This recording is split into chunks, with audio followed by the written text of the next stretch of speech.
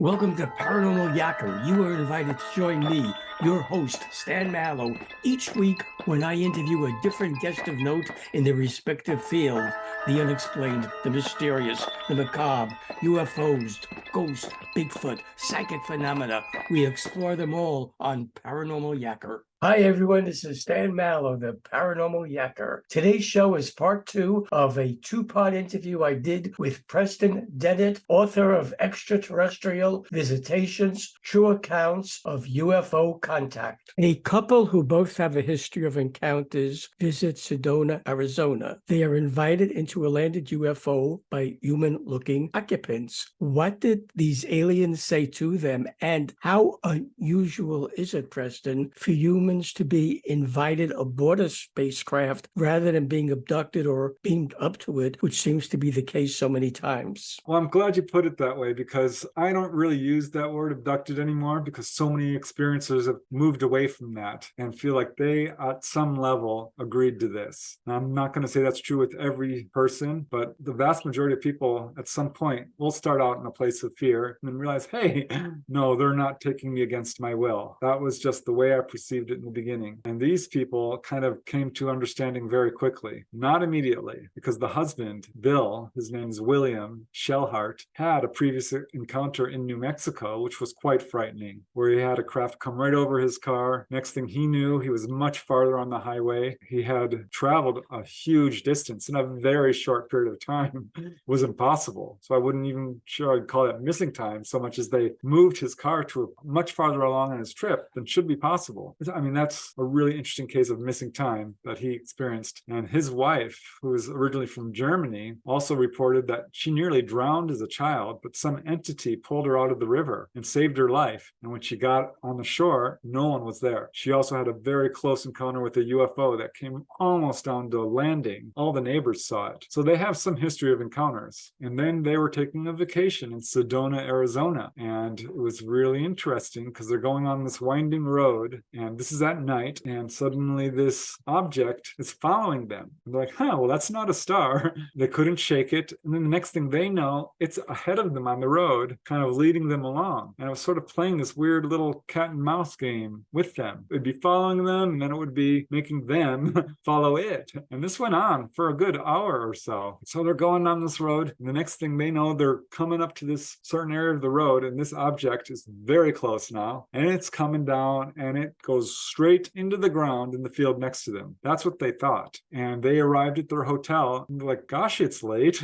It's an hour, even more later than it should be. And they had missing time. So this quite concerned them, because they had no memory of anything that had happened. And they did seek hypnosis. This is one of the cases in the book where hypnosis was used. Under hypnosis, he couldn't recall anything. He just wasn't a good subject. But she recalled everything. And what she remembered was amazing. She said that this object did not go into the ground at all. It dropped down out of the sky and landed, and it was a very large craft. And a door opened, and there was a human figure waving at them, gesturing for them to come in. And so they got out of their car and walked into this field willingly. It was a very friendly experience, and up into this craft. She says, Preston, it's very interesting because there was nothing in there. You'd expect there to be all kinds of gizmos and lights and controls. And she says, really, there was nothing. There was a little panel with some colored lights. That's about it. And she says the beings were human looking, very much looked identical, but had large eyes, which were dark, and bald heads, but otherwise very human looking. So perhaps gray human hybrids, hard to say for sure, but she says they were beautiful and wore these tight jumpsuits, proceeded to separate them and examine them both separately. Now, he was healed of carpal tunnel syndrome in his wrist and a bad knee. He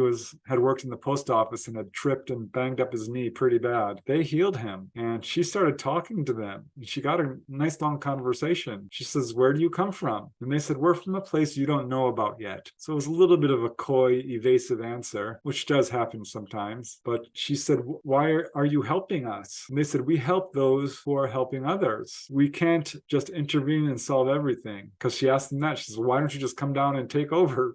because we're making a mess of things. And they said, we can't do that. We help those who are helping others, but we are limited in the amount that we can intervene because there are karmic laws. You have to solve your own problems. We can only teach and guide and heal to the extent, but we are helping those who help others. And these two, they actually live on Hawaii, are social workers. She does herbal healing and has a lot of testimonials to the effectiveness of her healing. And he goes around the neighborhood fixing people's houses, painting and building fences. And he saved someone's life once. He got in the newspaper. Really good people. And this is a pattern I absolutely see. People who are having contact are those who are doing good work for humanity in some capacity. So yeah, they had further sightings. He would wake up, be dropped into bed and tell his wife, Rose is her name, how they were teaching him how to fly the craft. That was one of the earlier accounts I got of that. I've since gotten many of people who describe being taught how to fly the craft. Like not too long ago, I put out a book called Symmetry with a lady by the name of Dolly Safran, and she's all about that. They taught her how to fly the craft. I just mentioned this because it sounds so unusual, and I can only think how a skeptic might say, like, sure, they're going to let you fly the UFO. Yes, they will and do. And I hear it all the time. Yeah, I love that case. They're the sweetest people. I just adored them. A young boy is abducted in full view of his mother and brother and experiences a 6-hour ordeal aboard a UFO. In what manner was the boy taken, and what did the boy say he experienced during those 6 hours? This is such an interesting case. He does not want his real name to be used. But boy, what an experience. He and his little brother and his mom had decided to go to the drive-in movies. This is in Idaho. The drive-in movie got canceled because this fog came rolling in really fast. And that was my first clue, like, okay, because we see this, like with the case with Jay, the teenager in Ann Arbor, Michigan. So the movie got canceled and they're driving home at about 2 to 5 miles per hour. This is how thick the fog is. They're not that far from home. They're about a mile away from home when suddenly they saw this light come flying at them. They stopped in the road because the mom's like, look at that. What's that? The mother and the younger brother were in the front seat. And the guy I interviewed was in the back seat. And the mom's pointing to the road and says, look, it's a 4-foot tall spotted skunk. The guy's brother is jumping up and down. He's like, oh my God, I see it. Well, he can't see it at all. He's putting his head up against theirs. There is no skunk there. He's like, what are you guys talking about? There's nothing there. And at that moment, this bright light comes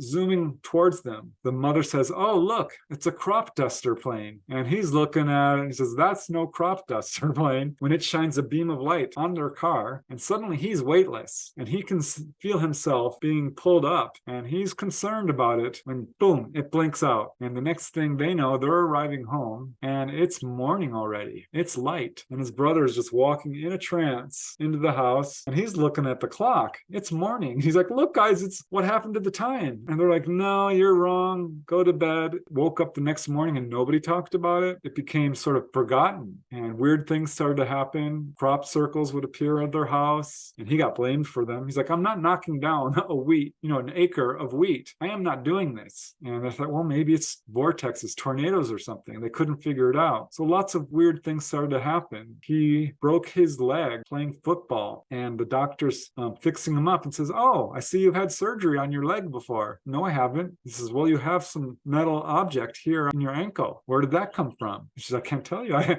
have never had surgery. So he didn't know what to make of it and didn't think too much of it other than this is super strange because, he hadn't been in a car accident. There's no way this could be in his body. And it became even stranger when he went to the dentist and the dentist is like, what is this that's in your mouth? And pulled it out. And it was a classic foreign body, as doctors say, something that's artificial that does not belong in the human body. The dental assistant was also freaked out. He now regrets not taking a better look. He had laughing gas at the time and he wasn't fully there. And they threw it away, they told him. So look, in hindsight, he really begins to wonder because later in life, as an adult, he's married, he has kids, he is in his house and is biting down and his tooth cracks. And as soon as that happened, he was instantly transported back to when he was a little kid. He's like 12 years old or so, 14. I'd have to look that up. It's thereabout. And he's on that road with this light coming at him. And he says, only it's not a light. There was no spotted skunk. It wasn't there. It was a UFO. And it came and it shined a beam of light on him and it pulled him right out of his car. And he's tumbling head over heel up this beam of light into the craft. And he's saying, don't you hurt my mother and my brother, because he's getting telepathic contact with these beings. And they said, don't worry, don't be afraid. We're not interested in them. We're interested in you. We have no interest in them. We want you. And he thought that was odd. And he finds himself in this, he says, in an enormous craft, the size of a small building. I mean, it was big. And he said there was a bunch of little beings scurrying around. He says, I can't tell you what they look like. I have a feeling they were very scary looking, and perhaps that's why I can't remember. But he says, I know they were short. He said it was weird because they weren't particularly emotional. They were very cut and dry, very having a job to do, very much all job oriented. And he said that there was one of them who was kind of his liaison, his handler, who's basically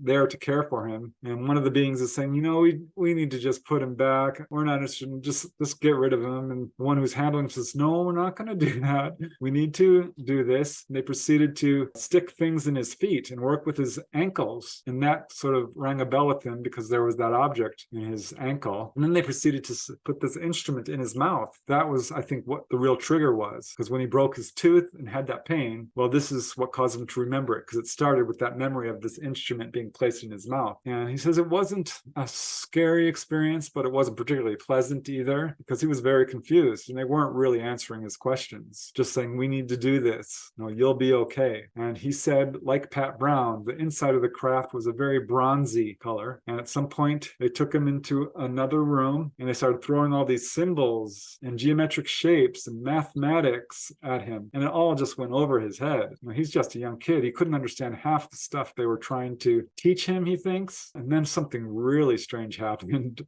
He says they put him in this room, which dropped down and dangled him below the craft. This is kind of like you're wearing parachute straps that went around his body, but it was this triangular, clear as glass. He couldn't even see glass. It was like he was outside of the ship. And they're just showing him the landscape all around. He could see his house. He saw all this stuff. At one point, they started taking electricity out of the telephone wires. They explained that they were doing this. And he said he could feel it. He could physically feel it. It made his teeth hurt. I found that so interesting, Stan, because we have so many accounts of these UFOs hovering right over the telephone wires. It's always been speculated they're taking electricity because there are power failures associated with a number of cases. And if you know anything about electricity, telephone wires are not super effective in terms of conserving the electricity. Quite a bit of it does bleed out. It's not like they're taking it so much, they're just scooping up the excess, I think. You know, I'm speculating, but yeah, they showed him doing this. He said that was unpleasant because he could feel it. He's like, just stop. This is, you know, a lot to take. He said it was kind of cold inside. He's not sure if that was because he was a little afraid. And he kept asking about his parent or his mom and his brother. And I said, don't worry, we're not interested in them. We don't care about them. And he thought that was a little bit unemotional. He said that was weird. Every decision they'd made, they would kind of take a vote. They seemed almost indecisive in their thinking. He said they were a little bit different than the normal person in their ways of doing things. And more happened. He's not remembering everything that happened, but he does remember at one point they zoomed off to another area that was completely different, far away from where he was. But the next thing he knows is he's being dropped down in that beam of light. And again, he's tumbling over and over. He said, you know, for the nth time, you didn't do anything to my mother, right? You left my brother alone. And they're like, yeah, they're fine. You're fine. They're fine. Everything's okay. And plopped him back into the car. And suddenly his brother, who had this kind of dopey grin on his face, snapped out of his trance. So did his mom. And this light zooms off. And his mom says, wow, that scared me half to death. That was a crop duster. What the heck was that?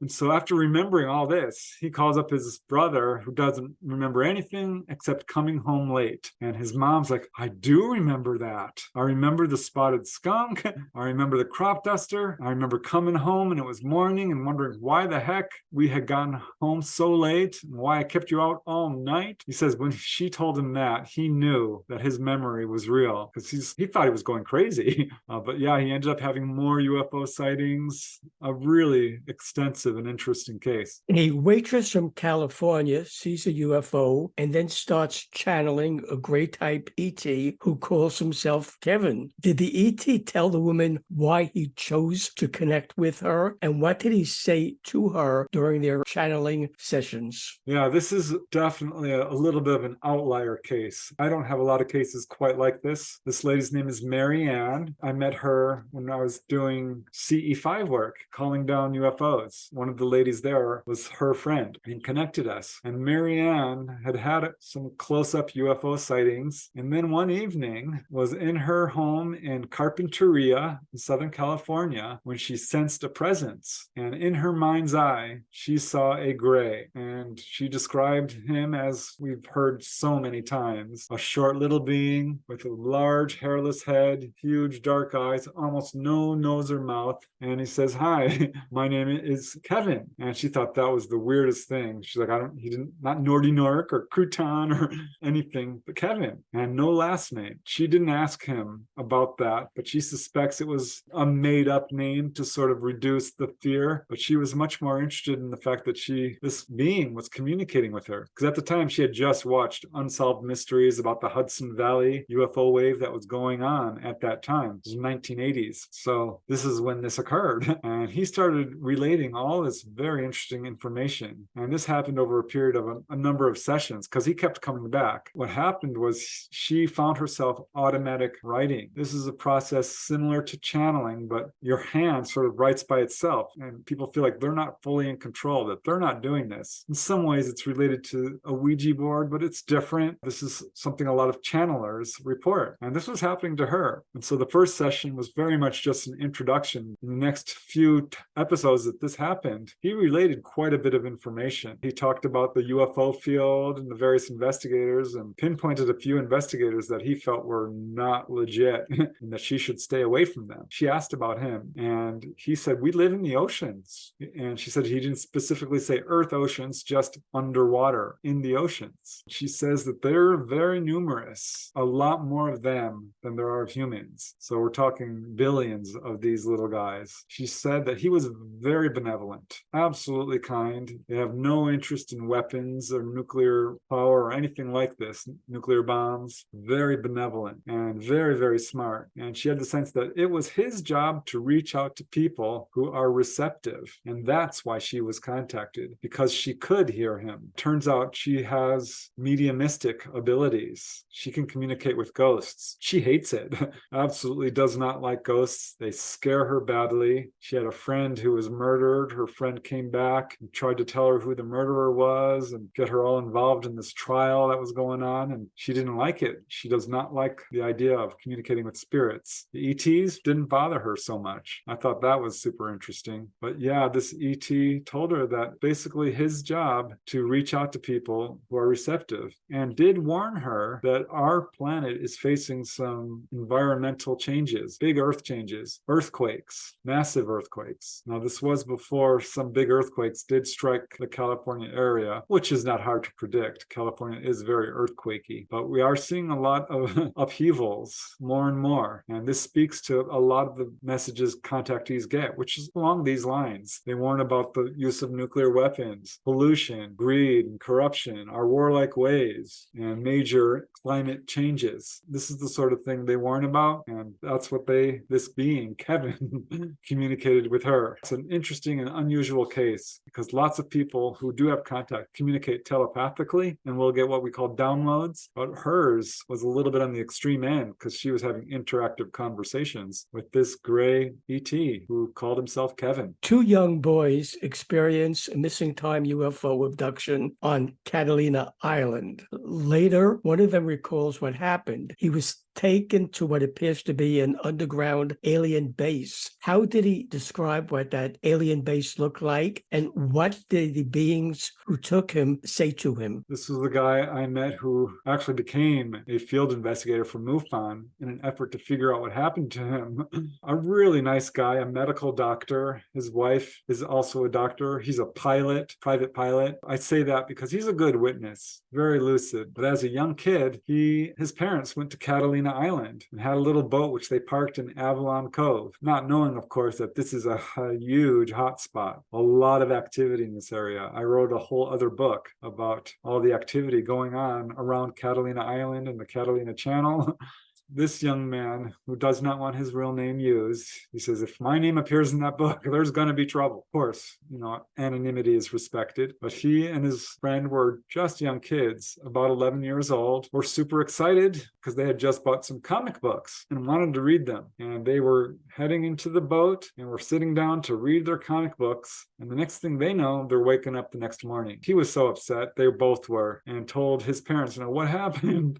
Where were you? Something happened to us. And his parents were like, oh, you just fell asleep. He did not fall asleep. He's absolutely certain he lost consciousness and that this was not normal, that this was in fact missing time. But being so young, he didn't understand it at all because they hadn't seen a UFO. There was no lights. There was nothing to relate this to, and had no real interest in the subject at that time, had not really even heard of it. However, it was just about a month later, he's back in his home in Tarzana, California, right outside of LA, and he was alone in the house. His parents had gone out for the evening, and he was in his bedroom when somebody started fussing with the door, wiggling the doorknob. Now, he knows he's alone in the house. He was under strict rules, being so young, not to go outside and keep all the doors and windows locked. They were. So he jumps up and swings the door open, and he is amazed to see the shadow of a short little being being exerted on the hallway, on the wall of the hallway, moving down. And he can see it's bipedal, it's got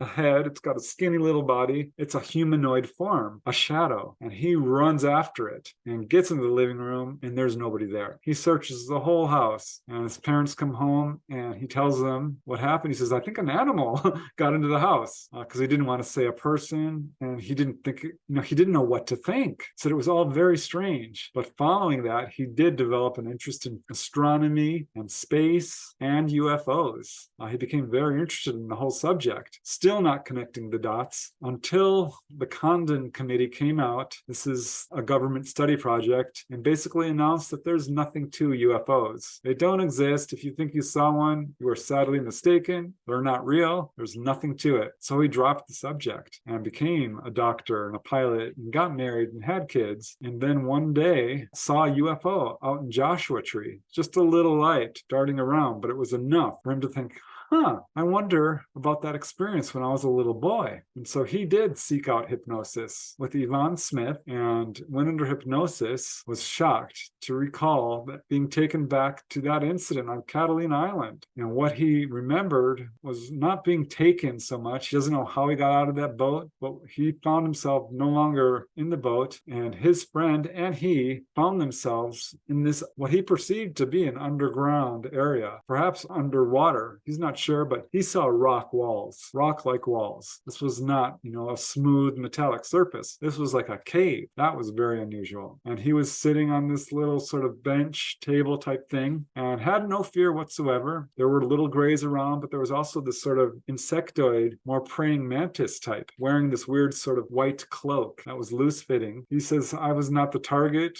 apparently. I was just there along for the ride. He asked about his friend. They said he was in the other room and was going through his own experience. But this cavern, this chamber, he said it was pretty large. We're talking like 50 feet across, big. And that's all he really recalled, though was taken, under hypnosis to this incident in his home in Tarzana, and does recall the Greys coming in, lifting them out of bed, pulling them out. Doesn't remember what happened on board a craft. Presumably he was taken, because he does remember being put back and the Greys were there. He said it was all very pleasant. Didn't scare me in the least. But that is when he developed his interest in UFOs. And he did remember after that experience that he saw the light outside his bedroom and thought it was a fire, and was very puzzled the next morning because he thought there was going to be news about a fire in the neighborhood, and there wasn't. This was just sort of a cloudy memory, or perhaps a screen memory even, of this experience. But yeah, he said he's kind of surprised by all the negativity surrounding the subject, because for him it wasn't scary at all. 3 friends go out UFO hunting in the California desert and find themselves abducted by gray-type ETs who perform strange procedures on them. What procedures were done on them, and were they ever told by the ETs the reasons for those procedures? This is an amazing case, because this is a multiple witness onboard experience, which is somewhat rare. So this is a lady and 2 gentlemen. The lady's name is Melinda Leslie. The other guys do not want their name used. And Melinda, by chance, chance, by just pure coincidence, found out she was a contactee after visiting Area 51 and seeing UFOs.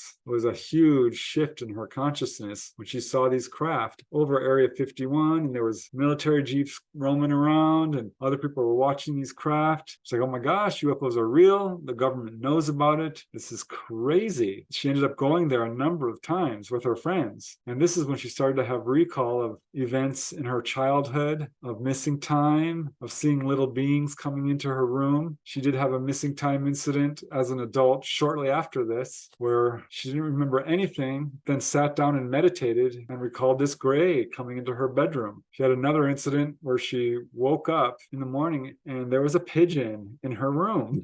The pigeons line up on her windowsill in the morning. And the first thing she thought was, oh, they must have come in through the window, except they can't. There's a screen. It's nailed shut. And she's checking the window, trying to figure this and thinking, what am I doing? There's no way a pigeon can go through a screen. It can't happen. The window was closed, but the pigeon was in the room. The door was closed. This is good evidence that this is a physical experience. Something happened. And so she's waking up to all of this, and she became very interested in UFOs. She and her two friends decided that they were going to go up into the California desert along the Angeles Crest Highway to do a UFO stakeout, maybe make contact. And that's what they did. They took a drive through the LA National Forest. This is a pretty remote area. This is a steep mountain road. I've driven there. I scoped out the area before and after just because I was interested to see.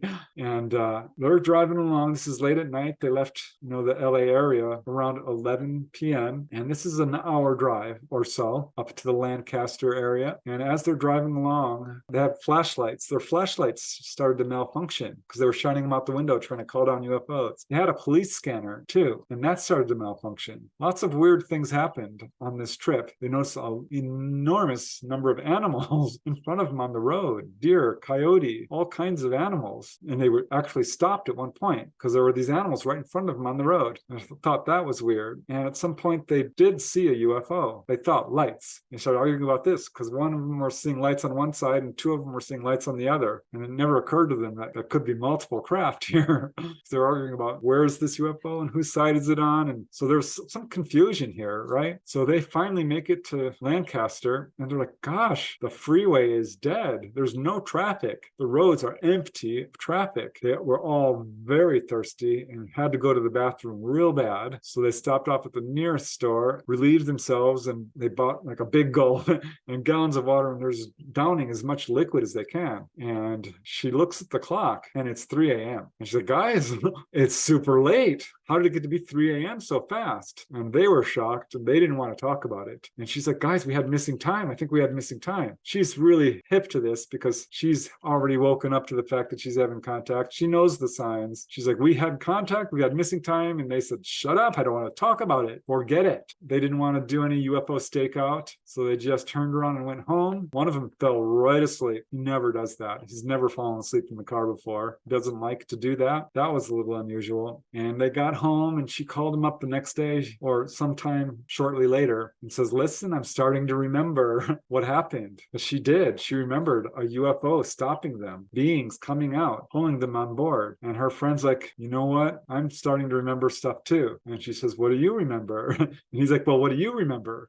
The other guy didn't remember anything. Really, all he remembered was the car stopping. And that's it. Her and her friend started comparing notes. And first one would let out a detail and he would confirm it. And then he would let out a detail and she would confirm it. So they both spontaneously recalled, without the aid of hypnosis, that their car was stopped by grays lining up the road in front of them and a UFO parked right along the cliff, kind of hovering there. And it was this beautiful silver craft. It had a little ramp which led right up to the road. And these grays came walking up and floated them out of the Jeep.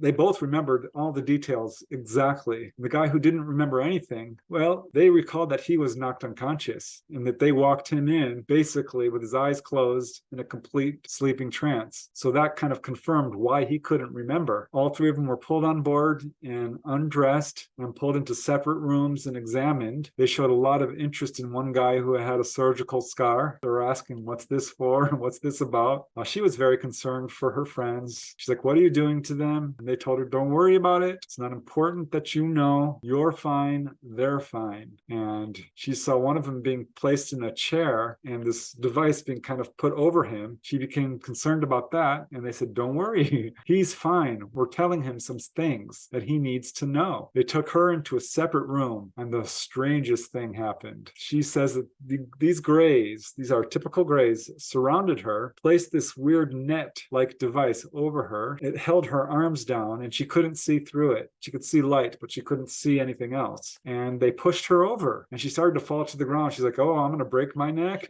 And they caught her somehow and put her back up and put her down on the other side. And I started kind of doing this trust fall exercise, which, is actually something that's done in acting class. It's called a trust fall, where you want to trust your partner. And they did this over and over and over again until her fear left her. She's like, okay, they're not going to hurt me. I'm not going to break my neck. This is really weird. It's kind of funny. I don't know why they're doing this. And they removed the net and they said, we needed to do this. You needed to get over your fear of falling. And they did other exercises with her later with that, dropping her from a UFO and catching her over and over to completely sort of let her know that they were not going to let her come to harm. So it was a benevolent experience for her overall. And afterwards, she asked her friend, what do you remember about all this? Because he remembered being undressed, then examining his surgical scar. The other guy woke up once. He was like, oh my God, where are we? And that's all he remembered. They remembered that as well. But he remembered being placed in this chair and this device coming over him. And he said, they taught me something, Melinda. They have a mission for me. She's like, what are you talking about? He said, they taught me how to build a UFO detector. She says, you're kidding. It's like, no, honest to God. They showed me this little device. It's very simple. It has two magnets and a little switch. And when the magnetic field is broken, the little light comes on. And this magnetic field between the two magnets will be broken if a UFO comes into the vicinity, because the UFO has an overpowering field around it and will trigger this device, this little light to go on. Said it was a pretty simple device. You can actually see these online, little UFO detectors. And this is basically how they work.